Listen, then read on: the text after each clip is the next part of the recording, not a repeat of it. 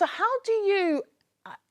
are you able to involve your children? Because like you said, we do spend a lot of time putting on this great big spread for every single iftar night. And we think that, okay, by involving the children in it, that's our way of involving our children. And sometimes we think that's the only way. So how do you go about it in a different way, especially with your charity and, giving back and so on? Yeah, well, when you've actually spent Ramadan with people who actually don't have nothing, right? I mean, my family and I, we've moved to Turkey, we've lived in Egypt, we've lived in Qatar as well, which is obviously one of the richest countries in the world. So we've seen a spectrum, and the most impactful ones for me weren't the ones that were lavish, as I said, right? So I have to make it a conscious decision as the mother, as the teacher, as the mentor, as the nurturer, to give them examples. And as much as I do encourage them, when they have guests, honor your Of guests, course. give them the best of what you have. I'm not discouraging that, but use some of the time. I mean, we've got 30 days, right? So use some of the time to really deeply reflect.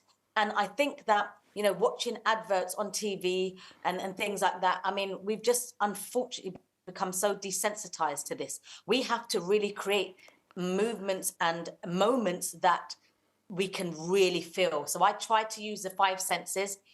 Um, and I try, like last Ramadan, we had a family, which I don't even like to say a refugee family, because this is a very wealthy family that actually fled the war in Sudan, and they came here. And they came here in Ramadan.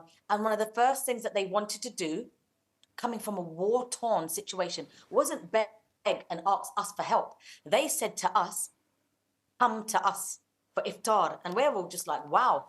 The community here, we were just like, what are you talking about? So there was a large group of us that went, and we learnt what they would eat and what would be considered a luxury in that time, meaning the wartime, not pre-war. And it was such a simple dish. Again, I wanted to cry. And so it was like, again, how can I recreate this? Not just for my children, by the way, because I don't believe in just the ones you give birth to, right? Everybody's my children, right? And my sisters and my aunties and my mums, right? So it's like, how can we create this so that people within their own pockets and communities can have that experience that, alhamdulillah, Allah gave me 25 years ago?